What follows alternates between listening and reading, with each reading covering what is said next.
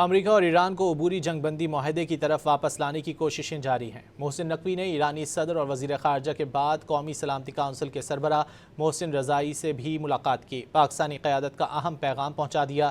محسن رضائی نے پاکستانی حکومت، فوج اور عوام کو عالم اسلام کا عظیم اثاثہ قرار دیا۔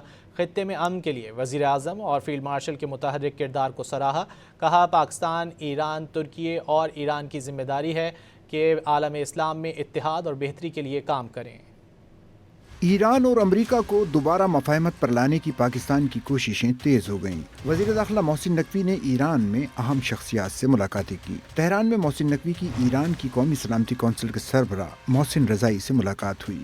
ملاقات میں پاک ایران تعلقات، باہمی دلچسپی کے امور، خطے کی سلامتی اور عالم اسلام کے اتحاد پر تفصیلی تبادلہ خیال کیا گیا۔ محسن رضائی نے کہا کہ پاکستان، ایران، ترکیہ اور سعودی عرب کی یہ ذمہ داری ہے کہ وہ عالم اسلام میں اتحاد اور بہتری کے لیے مل کر کام کریں۔ ایرانی سلامتی کونسل کے سربراہ نے پاکستان کی حکومت، فوج اور عوام کو عالم اسلام کا عظیم اثاثہ قرار دیا۔ اس سے قبل وفاقی وزیر داخلہ محسن نقوی نے تہران میں ایرانی صدر مسعود پزشکیان سے ملاقات کی اور ایرانی صدر کو وزیر اعظم شہباز شریف اور فیلڈ مارشل سید عاصم منیر کا خصوصی پیغام پہنچایا۔ صدر مسعود پزشکیان نے وزیر داخلہ محسن نقوی سے ملاقات کے بعد کہا تھا کہ پاکستان کے ساتھ مشترکہ تعاون کی راہ ہموار کرنے کے لیے تیار ہیں۔ دو طرفہ تعلقات بڑھانے سے باہمی مفادات یقینی، علاقائی سیکیورٹی اور استحکام مضبوط ہوگا۔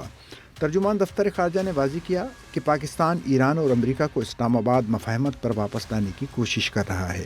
Pakistan is making all-out efforts to bring the two parties to negotiating table, Islamabad MOU, and pave the way for peace and stability in the region. ترجمان دفتر خارجہ نے کہا کہ وزیر داخلہ محسن نقوی کے دورہ تہران کا مقصد باہمی روابط کی تقویت اور امن کے بارے میں مشاورت ہے۔